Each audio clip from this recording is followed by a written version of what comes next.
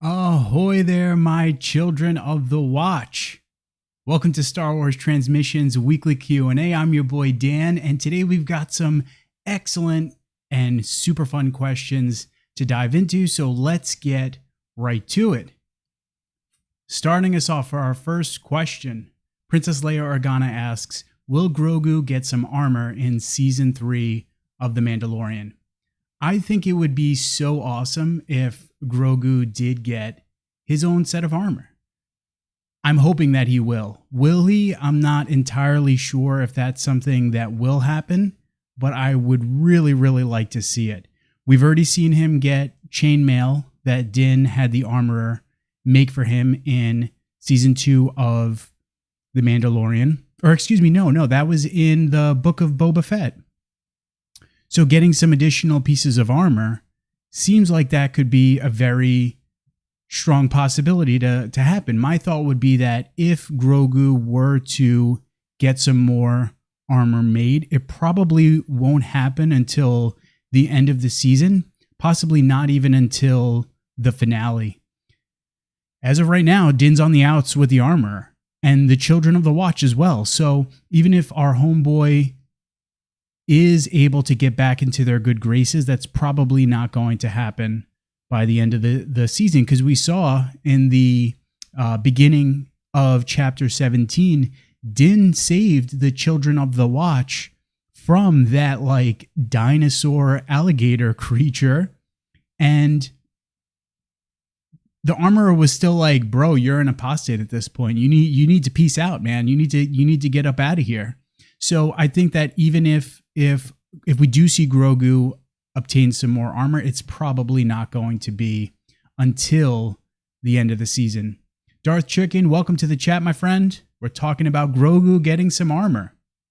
Now, we know that Din has to bathe in the living waters beneath the mines of Mandalore, and we find out from Bo-Katan that that's going to be underneath the city of Sundari.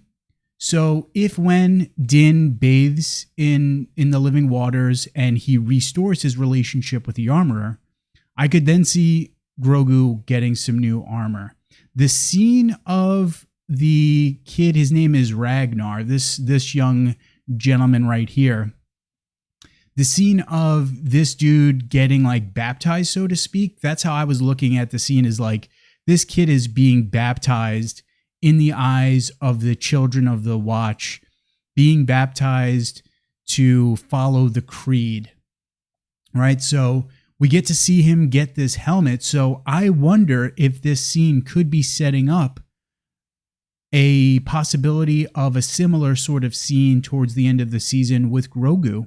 Now, the only thing is Grogu doesn't speak at this point, but I wonder if this was kind of foreshadowing what may come with Grogu down the line. If Din decides that he no longer wants to be a part of the Children of the Watch, then getting for armor for Grogu is going to be a little bit harder, right? Because the Great Purge of Mandalore, Mandalorians are spread out across the galaxy at this point. So I imagine it'd be tough for Din to find someone that could make some armor for Grogu. It's probably not going to be impossible. I would imagine that the armorer is not the only person that could make Mandalorian armor out of beskar. There's got to be some other Mandalorians that could forge armor aside from the armorer. But because of the Purge of Mandalore, because of what the Empire did to the Mandalorian people, if, let's say, Din is not able to rejoin the Children of the Watch, or he decides, yo, this group is whack, I'm dipping out, I'm taking Grogu with me, we're not coming back to be a part of this cult, then getting some armor for Din could wind up being, or excuse me, for Grogu could wind up being a little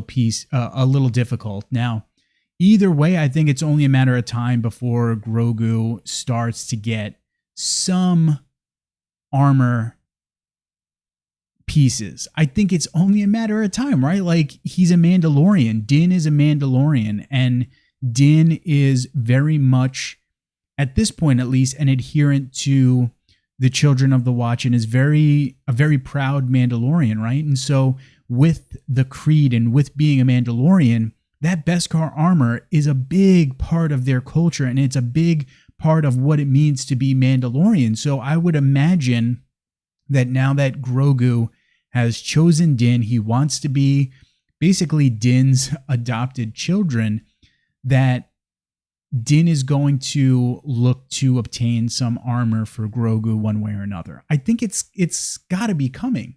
I have to think so. Danielle and I recently had this conversation. It was over the weekend, actually, and I've seen other people just bring this up and on like Reddit and on the internet, that what if the title of The Mandalorian is not referencing Din, and what if it's referencing Grogu? And I bring that up because if Grogu is becoming this very important Mandalorian that is going to help potentially reunite the people of Mandalore and help create this new society for Mandalorians to be a part of, I would imagine that, hey, if that's the case, if the show is really about this young, Force-sensitive being that has been adopted into Mandalorian culture, at some point we have to see our boy get some armor, if that's the case, right? I do think, though, that Lucasfilm would probably be a little hesitant to want to put a helmet on Grogu, just because he's so cute and so many people love looking at his face and his ears. And then the other thing to consider would be that's a puppet.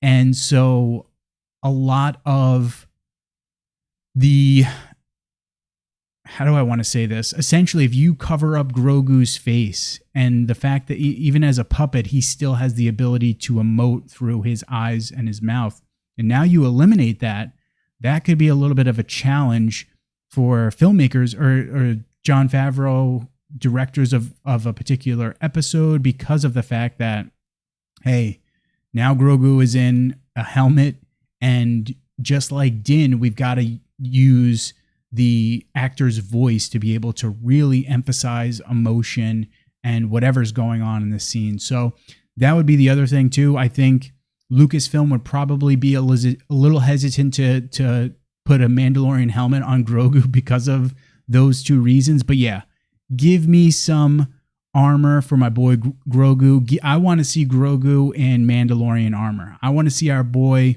decked out in some Mandalorian armor, because yeah, that would be so sick. I made a poll asking people, do you like Mandalorian armor? I was shocked that there were people that said no. And it wasn't like it was a big percentage, but still, how the hell do you not like Mandalorian armor? Mandalorian armor is like one of the coolest things ever created.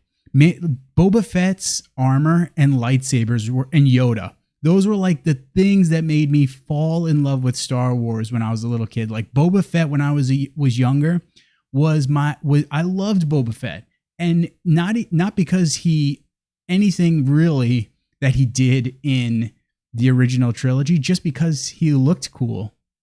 Mandalorian armor is so sick. So yeah, to get to see our homeboy Grogu rocking some Mandalorian armor, I would be all about it. And yo, for those who said they don't like Mandalorian armor, y'all are out of your minds. Mandalorian armor is so dope. Lewis, welcome to the chat. Glad you're joining us. So Lewis says Grogu is going to get a mech suit made with beskar, IG-11's bones. I don't know if I would. If that would happen. That to me seems like something Lucasfilm wouldn't do. Like I could maybe see that as like, hey, for an episode, we've got this mech that we've created based on parts from IG-11, but I don't think we would see something where Grogu's rocking a mech suit on the reg. I don't know. Maybe I could be wrong, but I think, especially since our boy is Force sensitive, he's powerful enough. And he's going to continue to grow in strength as he gets older. So I think it makes more sense that we would see him rock some Mandalorian armor. But I will say, I would not be opposed to seeing a mech suit made out of the components of IG-11, or just like any other IG unit. That would be kind of cool. I mean, we already know that mech suits are a thing in Star Wars. Even if it's not Grogu rocking that would be fun. So that'd be cool. All right. Moving along, moving and grooving. Sticking with the Mandalorian. I'm so excited about the Mandalorian right now, guys. Like, I can't even begin to tell you how excited I am about the Mandalorian. So I was loving these Mandalorian questions. But sticking with the Mandalorian, Rosalit asks, do you think Bo-Katan will be an adversary to Din this season? I gotta shout out my wife here because she kind of put me in check. When we did our live stream, Danielle and I was like, I don't want to see Bo-Katan be an adversary. She seems more sullen and like broken down and worn down when we see her in chapter 17, as opposed to her being like super pissed to Din. And Danielle was basically like, bro, you tripping? You flipping, dog? She's clearly resenting Din. And the more I thought about it, we have been, the seeds have been planted since the finale of season 2 that Bo-Katan clearly resents Din. So in chapter 17, we see Din travel to Kalevala. All right, that's the homeworld of House Kryze, and that's why we see Bo-Katan, that's her familial homeworld, hanging out in this castle. In our live stream, I said to Danielle, to me, that was like your recently divorced aunt has just moved into your house and now is like hates the world. That's what Bo-Katan reminded me of in this episode. She was just so miserable. She was absolutely dejected, despondent due to the fact that we find out that her night owls and all the Mandalorians that were previously following her, looking to help restore Mandalore, they dipped out. They were like, peace out, bro. We're not following you anymore.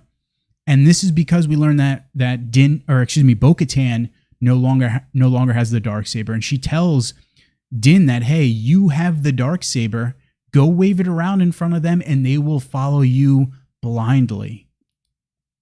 And there's clearly some jealousy. There's clearly some resentment on Bo-Katan's part towards Din. So now in Mandalorian culture,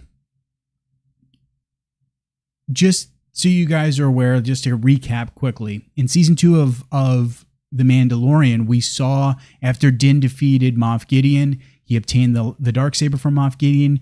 He offered the Darksaber to Bo-Katan and she refused to take it because she knew what comes from taking the Darksaber without having to acquire it in a duel like she previously did. So in Mandalorian culture, the Darksaber was respected as a symbol of leadership for Mandalorians and its people. Originally, it was viewed as a symbol of leadership for House Vizsla. In the Clone Wars, we see Pre Vizsla is the person in possession of the Darksaber at that point.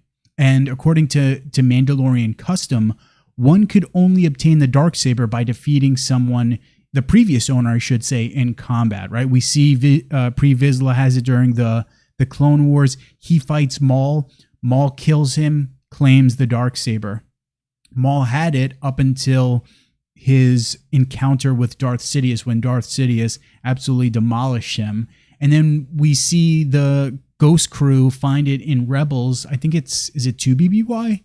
I think it might be in 2 BBY, so 2 years before the Battle of Yavin. They find it, and then, so that's roughly 7 years before the events of The Mandalorian. So in 2 BBY, the Ghost Crew find it in Rebels, the Darksaber, and then eventually Sabine Wren gives the Darksaber to Bo-Katan because of how fractured the Mandalorian people were at that time fighting the Empire. Sabine Wren hoped that, hey, if I give Bo-Katan the Darksaber, she's going to help unite the people of Mandalore so that we can put up a good fight against the Empire and get them the hell off of Mandalore and the surrounding planets. So at that point, Bo-Katan, she's viewed as a leader of Mandalore. But that's until Mandalore is absolutely destroyed in the Great Purge, right? So we saw in the book of Boba Fett a scene during what was called the Night of 1,000 Tears, when the Empire just absolutely lays waste to Mandalore. And we're going to see it at some point during season 3 of the Mandalorian, the aftermath, at least to some extent, of what the Empire did to Mandalore.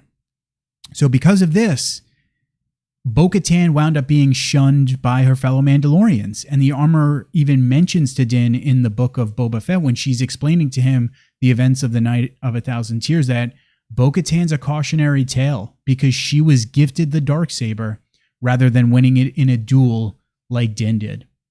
So Bo-Katan can mock and chide Din all she wants for being a member of the Child of the Watch, but I was watching, I'm like, the nerve of this woman, the nerve of this girl to get on top of Din for saying, where were you when the Empire came? Where were you? Blah, blah, blah, blah. Homegirl, are you forgetting what you did? Are you forgetting your past? Because let's not remember, right? While she may not be an adherent to the ideals that are outlined by the Children of the Watch, our homegirl was a part of Death Watch, which was a terrorist group that helped fracture Mandalore and was a precursor to the Children of the Watch. So her being a part of the Death Watch had a big hand in the fracturing of Mandalore and its people. What we see happen during the Clone Wars, and that eventually led to the Children of the Watch. The irony, how the turntables. Like, homegirl, are you crazy? She's got a lot of goddamn nerve. So she's all about striving, right, to create a Mandalore that fits within the confines of her beliefs and her ideals, just like the armor and the Children of the Watch are looking to do, right? While those ideals might differ, Bo-Katan wants to rebuild Mandalore, and she wants to be its leader. And because she thinks that her bloodline and her past make her a well-suited individual for that role, she still thinks that. She still believes that her bloodline, her past, make her a rightful leader for Mandalore and its people. She's kind of almost delusional at this point. Like, it's almost like someone that has repeatedly just failed and failed and failed and failed, and she's just still like doesn't get it. She still clearly is not putting the pieces of the puzzle together. And what's crazy is that Din would make a far better leader for the Mandalorian people, but we know that Din doesn't wanna. He's not looking to be a leader for Mandalore. He's not looking to lead Mandalore, but the fact that he has the Darksaber, he has a good heart, he's good intentioned, he's loyal, he has a lot of really good qualities. People are going to flock to him. We're going to see this season, I think we're going to see a lot of Mandalorians flocking to Din's side. And I think this is going to draw the ire of Bo-Katan. So not only will she want to restore Mandalore, but I also think that she's going to want redemption for being shunned. Let's not forget, Bo-Katan has a very violent past and a violent side and a very dark past, right? So I can see her wanting to not only rebuild and restore Mandalore, but wanting to build on her past. I maybe build on her past is not the right way to say it. She's basically going to want to redeem herself in the eyes of her people. And to prove herself, I could see Bo-Katan challenging Din with the hopes that she'll defeat him. She could claim the Darksaber in accordance with Mandalorian custom, thus allowing her to redeem herself and once again lead the people of Mandalore. I have to say, the more I started thinking about this, the more I'm like, yo, Bo-Katan's kind of a piece of crap. And I remember when we were getting like leaks and rumors about Bo-Katan appearing in The Mandalorian or appearing in some of the, at that point, they were like rumored spin-offs that were series that were coming, and sequel to Rebels. And I was like, yo, Bo-Katan all day long. She's great in Rebels. She's awesome. Like, yeah, I know she had a shady past in the Clone Wars and with Death Watch, but she totally redeemed herself. And right now in The Mandalorian, she is reverting right back to how she was in the Clone Wars. And I could totally see her challenging Din, and Din just taking her to town. I could see that coming. So yeah, I think Bo-Katan is going to wind up becoming an adversary to Din. I think she may wind up becoming this season's main antagonist to Din. Because the other thing I thought about too is, like, right now Din's kind of on this little side quest. He's got to go and figure out a way to get that memory chip or memory unit, whatever it was called, for IG-11, so that he has someone to back him up when he goes to Sundari. Who's going to be the overarching villain this season if the Empire is not a part of what's happening? Apparently, according to Dave Filoni and Favreau, this season is going to be very much focused on Mandalorians.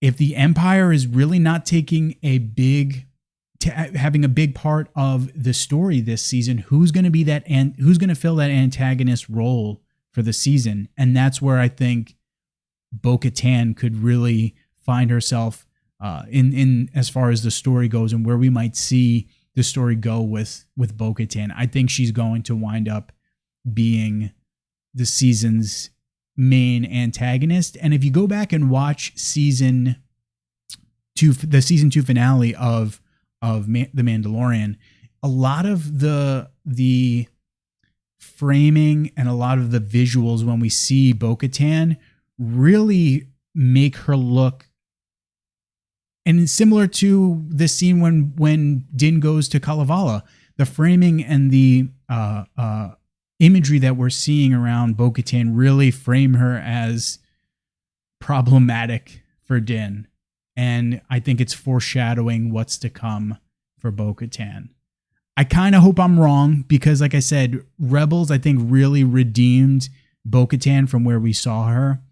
Even though towards the end of the Clone Wars in season 5 and then later in season 7, she became much more chill. So, for lack of a better term, she became cooler. But yeah, she has really kind of reverted back to her old ways, which is a little bit of a bummer. Sonia, welcome to the chat. Glad you are joining us. We're talking The Mandalorian and Bo-Katan. Guys, I surprisingly, I haven't watched Chapter 17 again since Wednesday. I've watched it twice on Wednesday. I haven't watched it again, and I feel like I need to watch it, especially with an episode airing tomorrow. Just super excited about The Mandalorian. Stone, welcome to the chat. Glad you're joining us. All right, let's move and groove. So Decades asks, what should the Jedi have done to avoid the events of Revenge of the Sith? I love this question. Now, we have to remember the Clone Wars, Revenge of the Sith, those stories had to happen because they give context to Anakin's fall and who he becomes in the original trilogy as Darth Vader, right? You can't get this, well, I guess you could get this super diabolical and sinister character without going through the type of journey that Anakin has, because really Sidious, as far as we know, doesn't. But that's the whole point of the Clone Wars, and the whole point of the prequels is to give Star Wars fans and viewers some context into the fall of Anakin Darksider, Anakin Skywalker. But there's a lot of things that are wrong with the Jedi during that time period, during the prequels. There's a lot of things the Jedi could have done to avoid Sidious's rise in power and him eventually overthrowing the Republic and toppling the Jedi. I actually did a video probably like 2 years ago at this point now, maybe a year and a half ago, on the differences between the High Republic Jedi and the prequel Jedi, which is very relevant to this question. But I'm not sure that just changing one thing would have stopped Sidious. That if the Jedi Order were like, hey, we know this super powerful Darksider is in our midst or is right now consuming the galaxy, we need to do one thing to figure out a way to stop this evildoer's rise to power. I don't think the Jedi just doing one thing could have prevented Sidious from overthrowing the Republic and toppling the Jedi. I think there's a lot of things that would need to have happened, but for starters, I think the Jedi should have been more focused on peacekeeping and helping the galaxy at large, as opposed to basically being servants of the Republic and the Republic Senate. They could say all day long that, hey, we're all about, we're peacekeepers, we're all about helping people across the galaxy. But by the time we see them in Revenge of the Sith and in the Clone Wars series, they are very much lapdogs of the Republic Senate. Tales of the Jedi, the Clone Wars, they did a great job of showing how corrupt the Senate had become, especially Tales of the Jedi. Those episodes that we got with Count Dooku did an excellent job of showing the corruption that was plaguing the Republic Senate during the events of the Clone Wars and during the prequels. And actually, now that I say this, the episodes that we got of younger Dooku and Qui-Gon were before the events of the Clone Wars. So that corruption had been percolating in the Republic for quite some time. And yet the Jedi routinely acquiesced to the whims and wishes of the Republic. Even when there was times where the Jedi doubted what they were doing or had questions about what they were doing, they would still potentially do what was asked of them by the Senate or by the Chancellor at that point. The other thing is that the Jedi of the High Republic were way more focused on peacekeeping compared to the Jedi Order during the prequels. And the High Republic Jedi, from what we've gotten so far in Phase 1 and Phase 2, they're way more hesitant to use violence.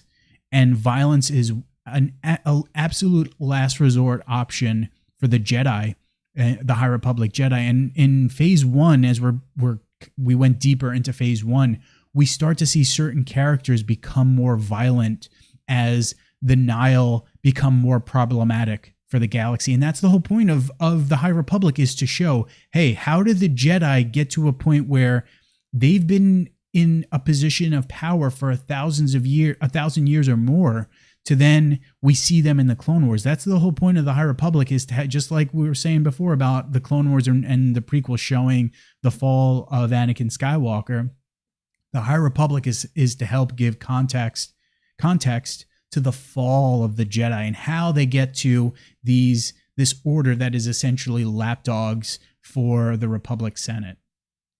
And so one example that I love about how the Jedi of the High Republic were less violent than the Jedi of the prequel era is their starfighters that they use, called Vectors, which are such sick ships. They're so dope. So the weapons of Vectors could only be operated by what was called a lightsaber key. So basically, to get into a Vector and start it up, you had to use your lightsaber. Basically, you had to take your lightsaber hilt and plug it into the Vector.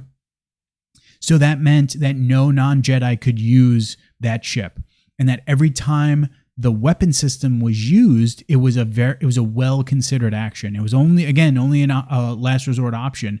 The power level of the Vector's lasers could be scaled up or down, which meant that not every shot had to be a kill shot.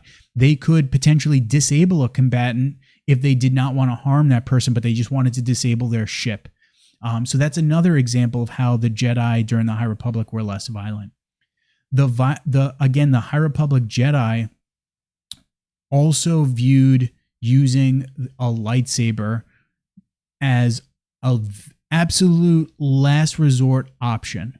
And even when they used their lightsaber, they wanted to avoid violence at all costs. They did not want to harm someone, and they would only harm someone if that Jedi's life was on the line, or if a civilian or an innocent being's life was on the line. At that point, then, bro, someone might lose a limb or someone may be killed.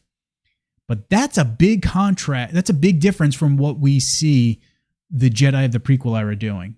The Jedi of the prequel era can say all day long about how they want to protect life. And yes, we do see moments where they do that. But we also see moments where they straight up do not hesitate to utilize violence. And the prequel era Jedi, they did seek peaceful resolutions when possible, but they seem much more willing to resolve disputes. And Anakin is a pretty good example of this. And obviously that's the point again of the Clone Wars and the prequels. But, even Obi-Wan at times, we see him, very willing to get into a fight with folks. Mace Windu. There's a lot of instances where we see the Jedi just not hesitating to use violence.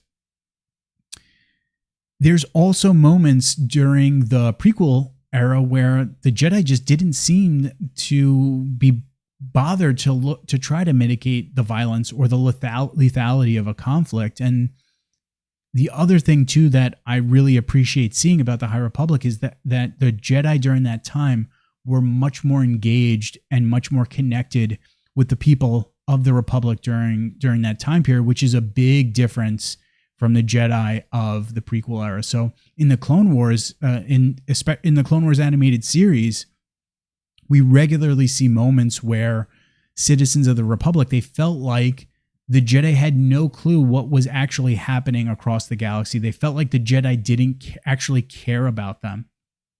The Jedi operated in the core of the galaxy and pretty much only cared about what was going on Coruscant and in the core. That's how people across the galaxy viewed the Jedi and how they felt about the Jedi.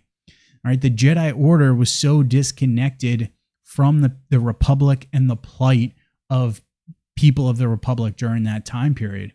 And there's several examples of this that we see in the Clone Wars, but the season 7 arc of Ahsoka is a prime example from the Clone Wars. In the episode Gone with a Trace Martez is telling Ahsoka that she's better off living on level 1313 and away from the Jedi since they're busy starting wars, policing everything, and that they've forgotten about everyday galactic citizens. And for those of you that are unfamiliar about the lower levels of Coruscant, the deeper you get into the core of the planet, the lower you get in these levels, the worse it was. So think of it almost like a basement, right? The further down you're traveling, the scarier and dingier it gets. And level 1313 is supposed to be like this rough and tumble level.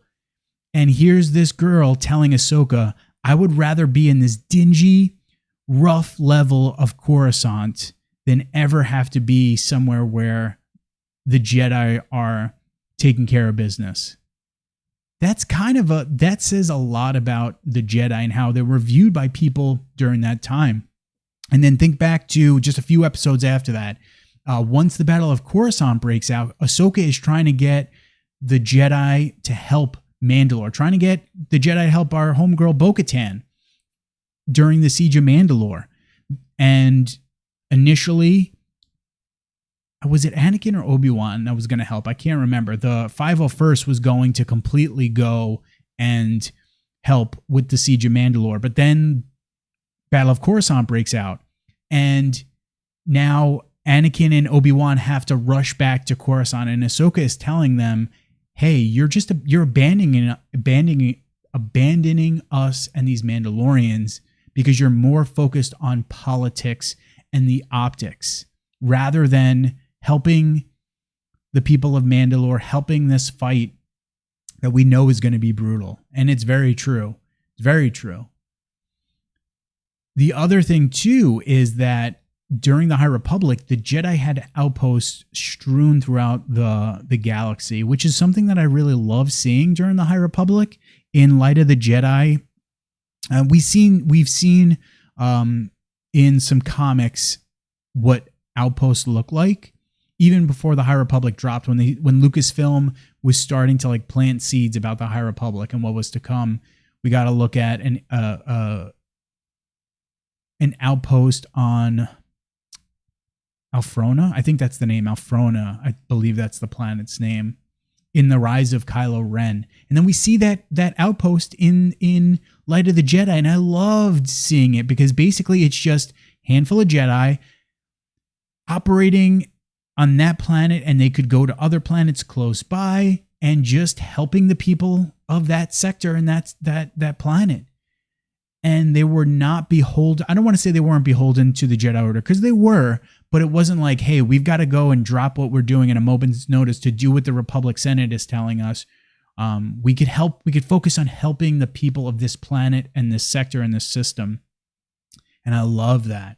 And that really helped provide much more protection and much more assistance to vulnerable populations strewn throughout the galaxy. And there were outposts all over the place throughout the galaxy during the High Republic, but by the time of the prequels, several Jedi outposts had fallen into ruin, and although it has not been stated yet, clearly there was a shift in the Jedi Order. Clearly they started to abandon operating out of outposts, and their presence across the galaxy was limited to just a small number of Jedi temples strewn throughout the Republic and then the unknown regions.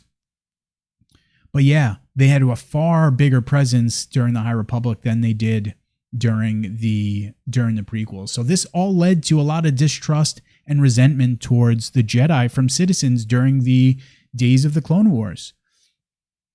And Sidious was able to, I say this all because Sidious was able to masterfully use that distrust that had been building against the Jedi for a very long period of time. He was able to weaponize that mistrust that people had for the Jedi when he initiated Order 66, because he was able to very easily spin that, hey, the Jedi are trying to take over, the Jedi are trying to rebel.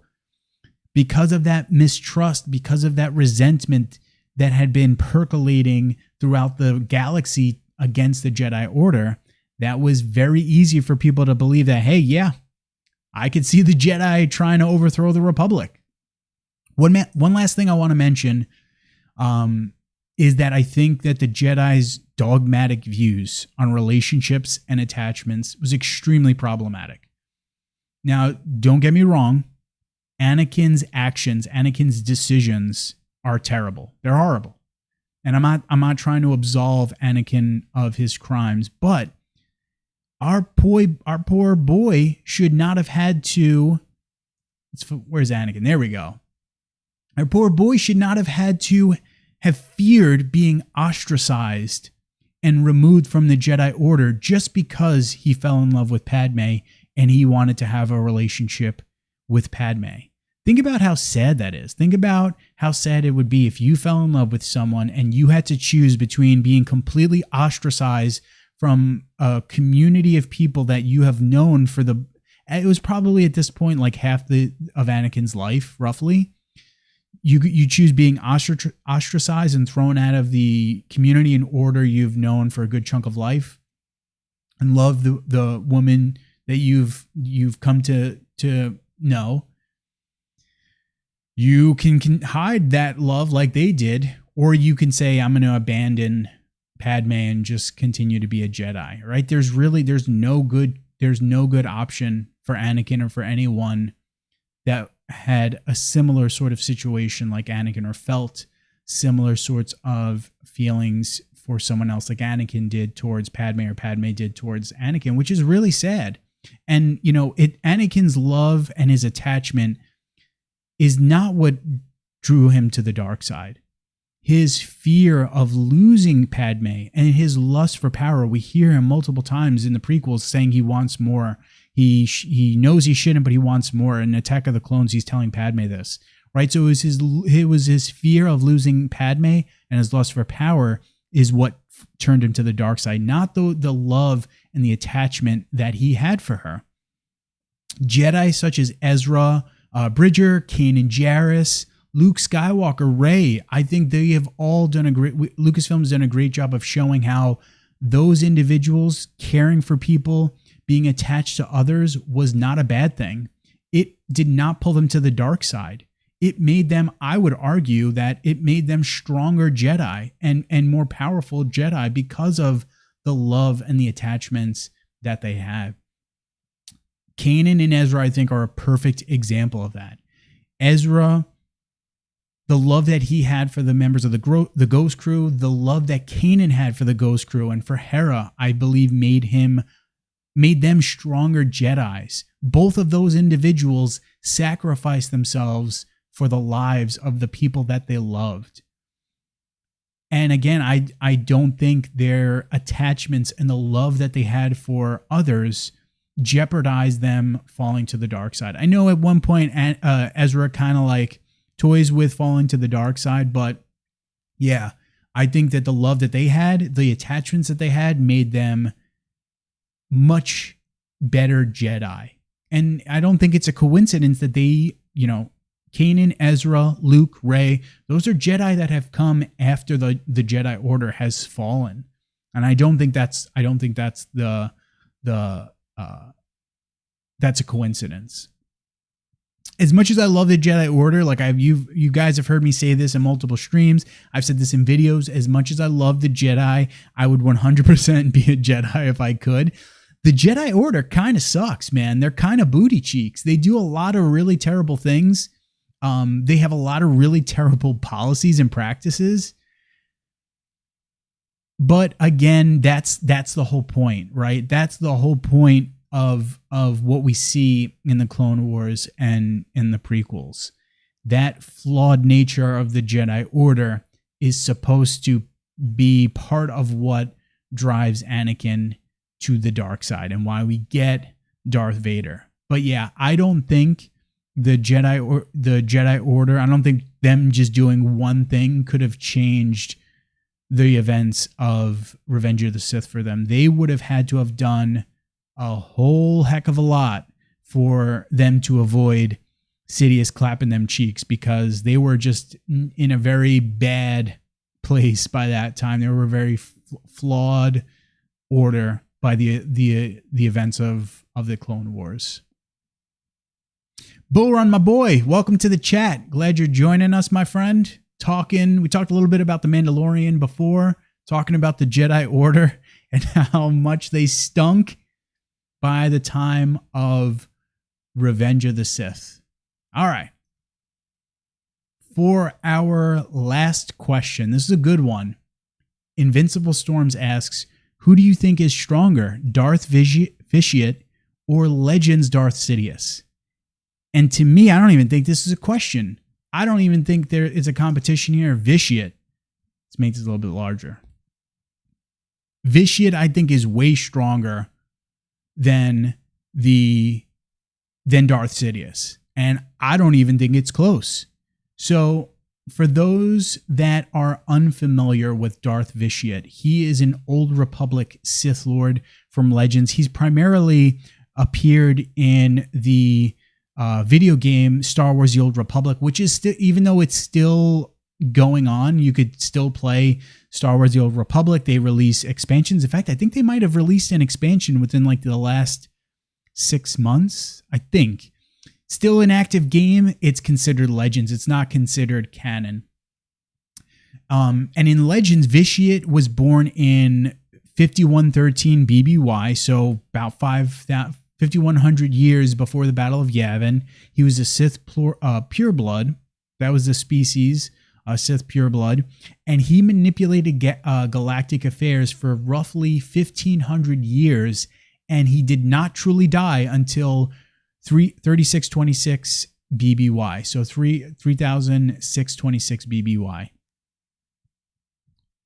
Compare that to the 2 decades of Sidious controlling the galaxy and the several decades that he and Plagueis worked to topple the Republic and Jedi. What are we talking? Max maybe 70, 80 years at most. And I don't even think we could say 80 years, 70 years, probably more like 50 years, 60 years, if you're including the time period of when Darth Sidious Darth Plagueis found Sidious. So I'm trying to remember what the year was in Legends when Sidious found Plagueis. And we just talked about this in a recent live stream, and I'm totally drawing a blank on the year. But yeah, you at best, you're talking like 80 years where frickin' Vitiate was manipulating galactic affairs for 1,500 years. So let's go through Darth Vitiate's Sith resume. Let's take a look at the accolades, the Sith accolades of Darth Vitiate. So by the age of 10, Tenebrae as he was known, he's known by a couple of different names. He was known as Tenebrae initially. He had tortured and massacred thousands of beings. By 10 years old, at one point, Tenebrae severed his father's power and imprisoned his spirit for 1,000 years of torment. Eventually, the Sith Lord Markaragnos recognized Tenebrae's powers, and he christened him Darth Vitiate, and he made him ruler of the planet Nathema. And that's where Vitiate ruled for the next century. So remember, think about what I was just saying. Sidious, we'll call it a crisp 80 years that Sidious was manipulating galactic affairs with Plagueis, and that's going to include the time he was emperor. 80 years. Vitiate controlled Nathema for 100 years, roughly a century, right? Following Naga Sadow's defeat in the Great Hyperspace War in 5000 BBY, Vitiate lured the remaining Sith lords to Nathema and, in an elaborate ritual, drained their life essence and that of the entire planet, increasing his powers and prolonging his life. In the Legends Revan novel, I freaking love this. The Sith Lord Scourge traveled, Nathema was his homeworld, so he travels to Nathema at some point, I can't remember exactly when, but after Vitiate has completely drained the life force from that planet and all the Sith there.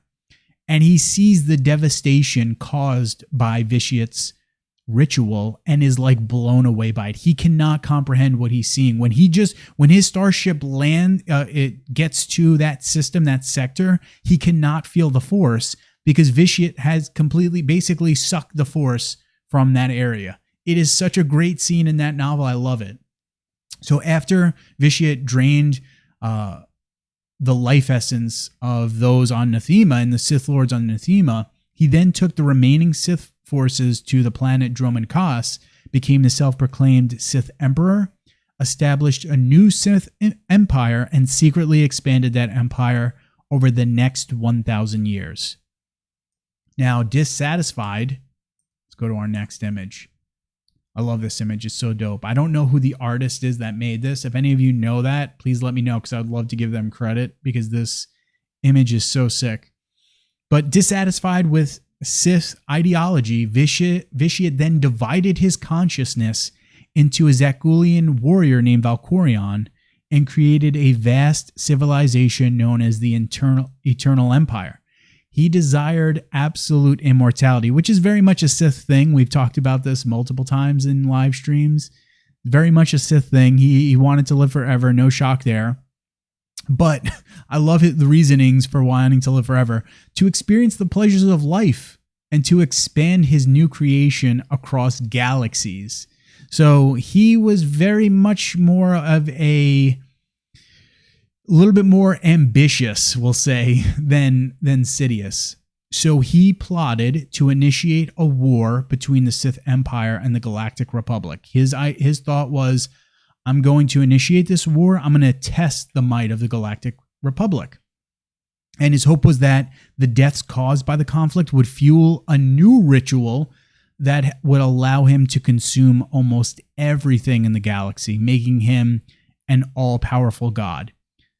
Right, so that's again, think about the ambition between Vitiate and Darth Sidious. Darth Sidious was looking to control the galaxy for eternity. Vitiate's like, bro, I want that as well, but I want to be a god. I want to consume everything in the galaxy. I want to have all the pleasures that it comes with being an all-powerful god. That's the difference between Vitiate and Sidious. So as at this point Vitiate's plan is nearing completion, he orchestrates the Mandalorian Wars that we saw Revan and Malak participate in. That's what we see in Knights of the Old Republic. And you see that war more so played out in the Knights of the Old Republic comic series, and I think in the Old Republic comic series, but Revan and Malak fighting Mandalorian forces. And so after Revan and Malak defeated the Mandalorians, they tracked Vitiate and his Sith Empire, but they soon established their own Sith Empire. They betrayed Vitiate, and they eventually betray each other, and then that eventually led to the Jedi Civil War that we see in Knights of the Old Republic, and we learn about in Knights of the Old Republic that nearly destroyed the Jedi Order. Eventually, Vitiate's body was destroyed, but his spirit fed off a battle caused by Revan, allowing Vitiate to reawaken and consume the planet Ziost. Ziost? I never know how to pronounce that planet's name. So that he could return to full power. Our homeboy straight up consumed an entire planet so that he could revive himself, basically. He was defeated yet again, and then his essence took hold of the Jedi Grand Master Satele Shan and her Jedi followers, but he was eventually defeated for good. Sidious is powerful as hell. Legends Sidious is powerful as hell, but he never did anything like that. He never did anything like Vitiate. So I think if you had Legends Sidious at his prime and Vitiate at his prime, going toe to toe, I think Vitiate takes him, and I don't even think it's a competition. I think Vitiate would straight up destroy Sidious. I mean,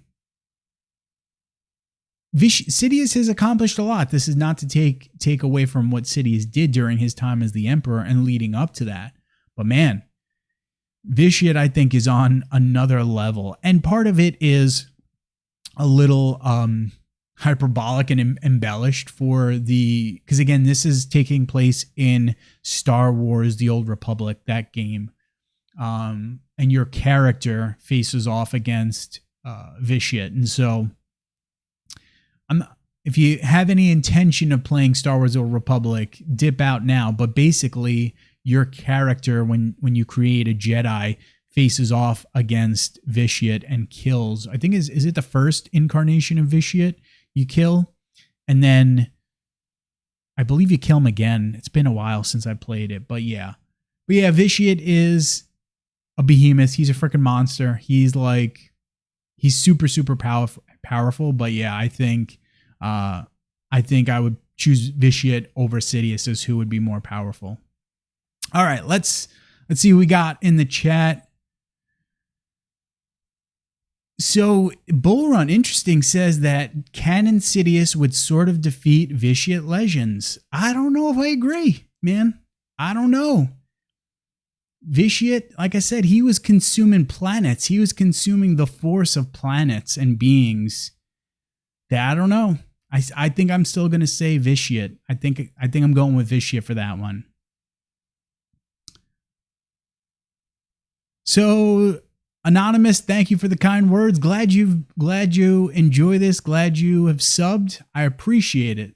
Appreciate your love. I appreciate everyone's love and support for the channel. But that's all the time we got for this week's Q&A. Loved answering these questions. I say this every week. I love doing the Q&A. It's so much fun. It allows me to nerd out in such a cool way with Star Wars and with you guys. So I really enjoy doing this. Let me know in the comments if you disagree with anything that I said. Let me know in the comments, who do you think would win? Who do you think is stronger, we'll say? Darth Vitiate or Darth Sidious? Who do you think is stronger? Darth Vitiate versus Legends Darth Sidious? And then Darth Vitiate versus canon Darth Sidious? Who do you think is going to be the more powerful in both of those situations? And then let me know, do you guys think that we're going to see Grogu get some armor? Do you think we're going to see Bo-Katan as a as an adversary to our homeboy Din this season? Let me know down in the comments. Let me know if you agreed or disagreed with anything, because I love hearing from you guys. Now's a good time. If you have not, like this video, subscribe to Star Wars Transmissions, you jabronis. Get on that if you haven't. We're going to be doing breakdowns for the frickin' Mandalorian. I'm so pumped that we got Mando and the Bad Batch tomorrow. Guys, can we talk about how frickin' great the Bad Batch was last week? Like, the Bad Batch episode, what was it, episode 11? Was so sick. We got to frickin' watch the Mandalorian and then watch episode 11 of the Bad Batch. That was so dope. I'm loving that we get both of those shows. So yeah, I'm super excited for the Mando. So we're going to be doing breakdowns of the Mandalorian, probably talking not as in depth about the Bad Batch, but we'll probably do, Danny Girl and I will do, when we do our breakdowns for the Mandalorian, we'll probably discuss the Bad Batch a little bit as well. Got videos dropping, shorts dropping on the reg. I'm getting a new PC. I'm going to be building a new PC soon. So I've got some really cool things planned for once I do have a much better computer than I have now. So this is a great time to be subscribed to the channel, because we got some really cool things coming in the future that I'm very, very excited for. But with that said, guys, again, like this video, subscribe to Star Wars Transmissions. If you have TikTok, follow us on TikTok at SW Transmissions. I'm going to go hang out with Danny Girl for a little bit, and then I think the Rangers are on, so I might watch a little Rangers and then hop on and play some Halo. Probably get my booty cheek slapped. Although there's a new freaking season of Halo dropping today, which I completely forgot. I was so excited about it last night, and I completely forgot about it all day until literally this very moment. I just remembered, oh my God, Season 3 of Halo is dropping today. Hell freaking yes. So excited about that. So I'm going to get my night going.